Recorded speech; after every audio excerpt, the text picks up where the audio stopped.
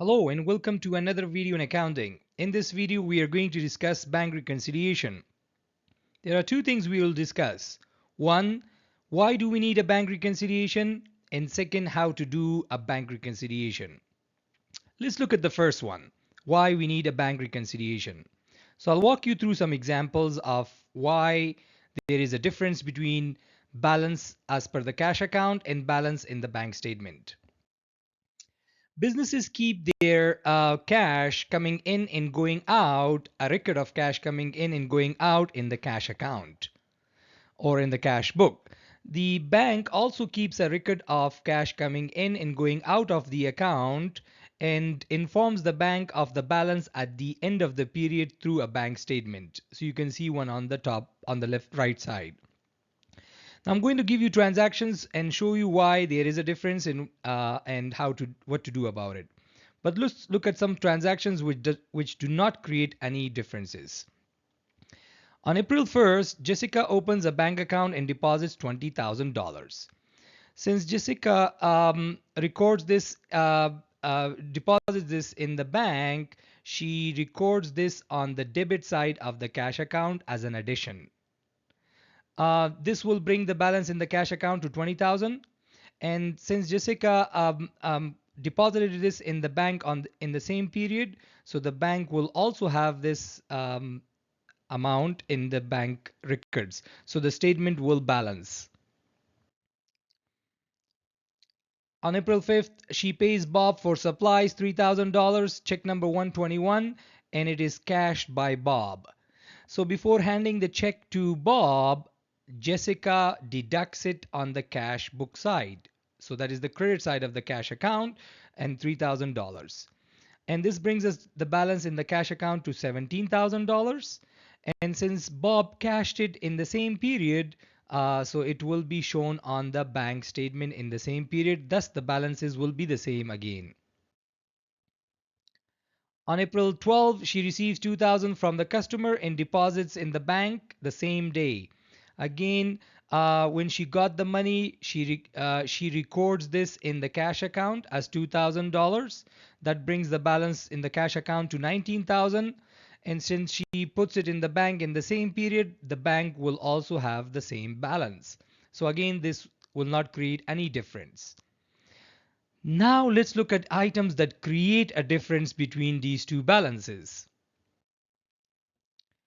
On April 22, Jessica pays Jake $1,500 for renovation in the office. Jake does not cash the check number 122 in April.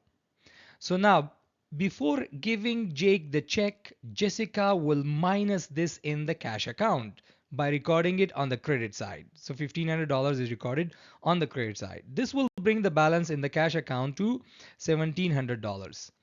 Since Jake did not cash this in the same month, that means the bank did not recorded this as a withdrawal in the same period.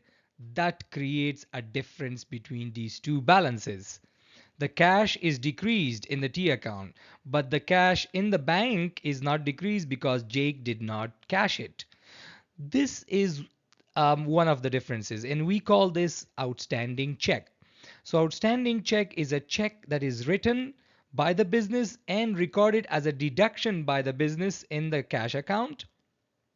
But the bank doesn't know about it because it is not presented to them. So it's not cashed from the bank. So we call this an outstanding check. Outstanding checks are also known as unpresented checks simply for the reason because they are not presented to the bank for cashing. So since Jake did not go to the bank to cash it, a bank statement will not show this as a withdrawal in the same period. So this is causes the difference between these two balances. Let's continue looking at those differences. On April 28, one of Jessica's customer pays her $2,500 by e-transfer to Jessica's bank account. So now the customer pays directly Jessica's bank account, which means Jessica does not know about this deposit until she gets the bank statement. but the bank knows about it, right? So the since Jessica does not know, she will not update the cash account, and since the bank got the money, the bank will update this as a deposit, and that brings the difference between these two account balances. So this difference is known as the direct deposit. Since a direct deposit is also known as the electronic fund transfers, these are receipts collected by the bank but not recorded by the business in the same period, which creates a difference. Bank adds it, the business doesn't know about it, so does not add it in the cash account. Difference is created. So on April 29, Jessica got a check of number 5090 for $1,000, records it and deposits it in the same day. So again, before heading to the bank, Jessica will add this in the cash account, $1,000. That will bring the balance to 18,500 in the cash account. Since Jessica deposited in the same month, so the bank will also add it to the balance, and this will not cause any difference in the balances. However, since the balances started differing from earlier transactions, so that the difference will continue. However, this particular transaction will not create a difference. On April 30th, and that is a Friday, Jessica receives and records $5,000, but the bank is closed by the time she reaches, so she uses the bank safety box to deposit. Again, when Jessica got this money, she records it in the cash account on the debit side, so $5,000. That will bring the balance in the cash account to $23,500. But since she reached the bank late and the bank was closed and she used the safety box to deposit, the bank employees will open that safety box on Monday, May 3rd, which is another period. So the employees will think that this deposit is for the month of May. Now, Jessica recorded it in the month of April. The bank will record this as a deposit in month of May. So again, this will create a difference. So the balances will not be the same, and we call this item that creates a difference deposit in transit. So deposit in transit are deposits recorded by the business but not by the bank in the same period. So we call them deposit in transit. That's another item. On April 30th, Jessica wrote a check number 123 for $987, but records it as 978 in the cash ledger, in the cash account. The check was correctly recorded by the bank. So again, when she wrote the check, it was correctly written in the checkbook. But when she was transferring this information to the T account in the cash, she incorrectly recorded it as 978 instead of 987. So this will bring a balance in the cash account to 22,522. And since it went to the bank in the same period, but the bank did not make a mistake, and this will cause a difference between these two balances. And this difference is because of errors. Errors can be made by both the business or the bank, and now whoever makes this error must correct the error as well, and I will show you how we do that. Now it's May 3rd. Jessica downloads the bank statement and notices the bank charges of $15 charge on April 30th. So again, this is now Jessica wants to do a bank reconciliation. So you need a bank statement for it. When she downloads it, she sees $15 of bank charges. Now she didn't do it. The bank did deduct it. She didn't deduct it in the cash account. And now that creates a difference.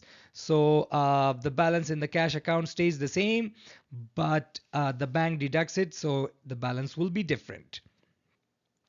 So another item that creates a difference is bank charges or any service charges which bank deducts but the business does not because they don't happen in the same period, or the information is received by the business late. So it creates a difference and that should be handled through a bank reconciliation. On May 3rd, again, Jessica downloads the bank statement and notices bank interest of $3.56 added to the account. This is similar to the bank charges, but this time it is added to the account. So the bank adds it. Um, she doesn't know about it, so she does not update the cash account. So the balance in the cash account stays the same. However, the balance in the bank statement increases by $3.56. So again, the balances are not the same, and this is because of the interest. So any interest earned are added by the bank but not by the business. Thus, that creates a difference. And we will handle these differences by preparing a bank reconciliation. Finally, on May 3rd, Jessica downloads the bank statement and notices NSF check of $1,000 with a fee of $5 charged. Now, again, Jessica does not know about an NSF check until she gets the bank statement. So, what is an NSF check? NSF check is a check that Jessica received, added it to the cash account, went to the bank, deposited in the bank, and the bank also showed it as a deposit in the bank. However, it takes time to clear this check from the customer's account. By taking the bank will take the amount from Jessica's customer account and add it to Jessica's account. This takes time, usually 3 days. So in this period of time, the bank determines whether the check is good enough, the withdrawal is made from the customer account, or if the withdrawal is not made because the customer doesn't have any money in the bank or for any other reason and the check bounces or returns, we call this not sufficient fund check, NSF. So NSF again creates a difference. The bank will deduct it since the bank knows is the first one to know about this, so they will deduct it, and Jessica will only know about these return check or NSF check when she gets the bank statement, so she hasn't updated the cash account. So the balance in the cash account stays the same, but the balance in the statement will be decreased by the NSF check. Remember, the businesses, banks will also impose a fee, and that fee will be deducted from the whoever gave the check to the bank, which in this case is Jessica. So $5 will be deducted. So again, NSF checks creates differences. And what is NSF check or not sufficient checks or return checks? These are is a check deposited by the bank, but that did not clear the bank. So and the bank also imposes a fee for NSF check.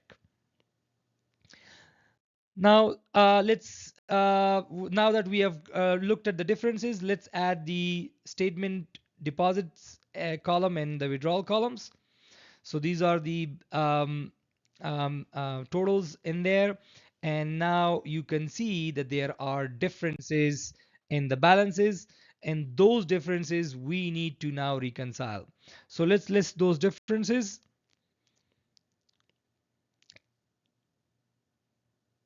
Now these are the 7 items that create a difference. These differences will have to be adjusted on cash account balance or in the bank balance. Now, how do we adjust them? Well, first thing is to identify what the item is that is causing the difference. For example, if it's outstanding check, you need to know what an outstanding check is. It's a check that is deducted by the business but not deducted by the bank because it was not presented to the bank. So this causes a difference. So now you found out the item. The second thing is to determine where to adjust it by asking who did not do it. Since the business correctly deducted it, the customer, whoever has this check did not present it to the bank in that period, but ultimately will present it. So that means the bank did not deduct it in the same period. So it should be adjusted or in there in the bank. By adjusting, we mean we should decide whether to add it or deduct it. So outstanding checks will be deducted on the balance per the bank.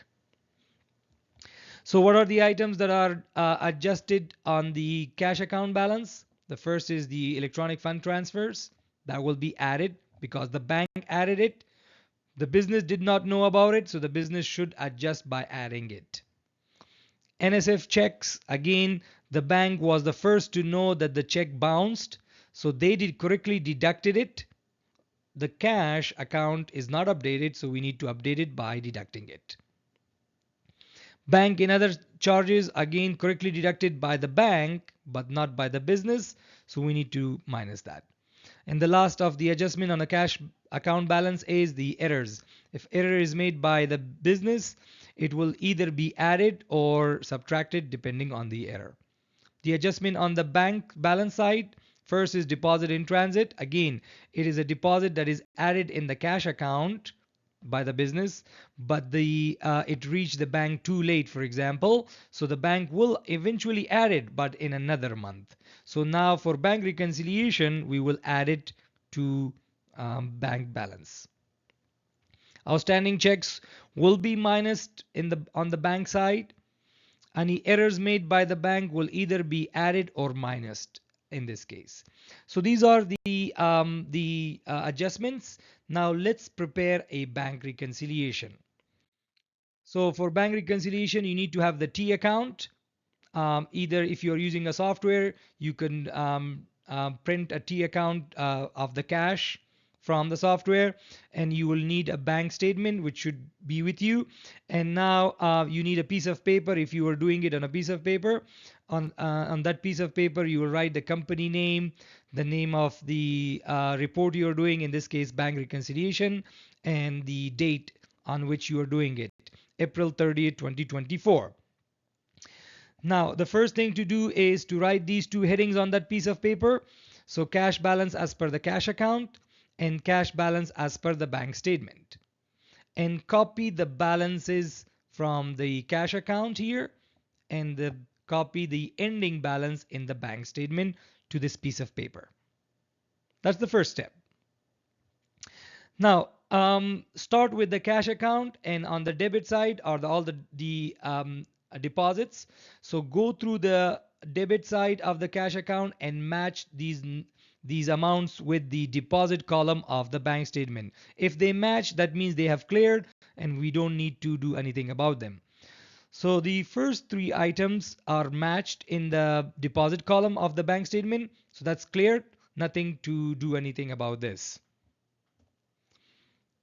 Now the next one is a 5,000 that is added on the cash account side, but we cannot find it in the deposit side. So this is deposit in transit. Again, you will investigate why this is not, and you will find out that this is a deposit in transit. So a deposit in transit is again something that is added by the business in the cash account, but not by the bank. So the bank needs to add it. So we will put it on the piece of paper on the bank balance side.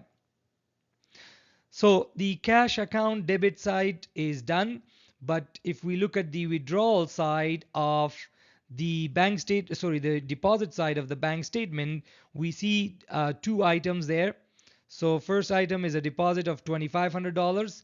This is not in the cash account. So upon investigating, we found out that this is that e-transfer made by customer. So the bank has added it. The cash account has not. We need to add it to the cash side on the piece of paper we are preparing the reconciliation on. The last one on the deposit side is a interest. Again, it's added by the bank. The cash account is not updated, so we need to update this on a reconciliation. This is a difference that causes a difference in the balances. So the deposit side is done. The cash debit side is done. Let's look at the credit side of the cash account. So the first item is $3,000. We can see that $3,000 in the withdrawal column of the bank, so that's cleared. $1,500 is credited on the cash account, but we can't find this in the withdrawal side. So upon investigating, we find out that this is a check that is not cashed by the receiver. So it's an outstanding check. So the business did it correctly in the cash account.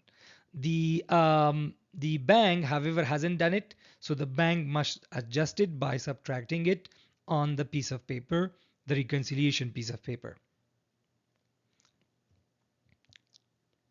So let's look at the last one on the credit side of the cash account. So 978 is deducted, but in the bank, this is 987. This is the error that we were talking about. This error causes a difference and it is made by the business. So the business has to correct it. Now, the business has deducted $9 less. So they need to now deduct this on the cash balance side of the bank statement. Now the credit side of the cash account is done, but we still have some amounts on the withdrawal side of the bank statement. So let's take care of them. The first one is the bank charges. Again, this should be deducted on the cash account because the bank did it. Cash account is not updated. So let's deduct that. The final two things are the NSF checks. Again, the bank correctly minus these from the account. However, the cash account is not updated because we did not know about it. So we need to now deduct that from this cash account balance side. All right, so all is covered. So all the items are now transferred, either ticked by cleared, or if those were the differences, they have been moved to this piece of paper which we call bank reconciliation. And now let's total. So the total additions to on the cash side are $2,503.56. Total subtractions or deductions are 1,029. This gives us an adjusted balance in the cash account as $23,998.56. The same we will do to the cash balance per the bank statement by adding the deposits and subtracting the outstanding checks. This will give us a balance of $23,998.56 on the adjusted balance per the bank. So you can see that these two amounts are exactly the same. That means our reconciliation has been done correctly. So this is the bank reconciliation. Now I explained to you why we need a bank reconciliation by giving you what causes the differences between the balance per the cash account and balance per the bank statement, and then noting those differences. Those differences are resolved by preparing a bank reconciliation on a piece of paper by the accountant. And once this reconciliation is done, the last step would be to record all those things that the cash account was not updated for. So the bank updated them, but the cash account is not updated because the statement received later. So those updates will be done through journal entries. So the first would be for the deposit and interest. So again, for deposits, cash will be debited and account receivable will be credited because this is the e-transfer. So you need to update the cash account for it. Similarly, for the interest, we need to update the cash account. For the error that was caused was made by the business. Again, the business deducted less cash, so it needs to credit cash and debit accounts payable. Same thing for the bank charges and for NSF as well. So NSF is what? Is the customer account was credited, the receivable account was credited, and cash was debited at when this check was received by the business. However, since it bounced back, we need to reverse that entry and add the penalty as well to get from the customer. Now, once those entries are done, you are done with bank reconciliation.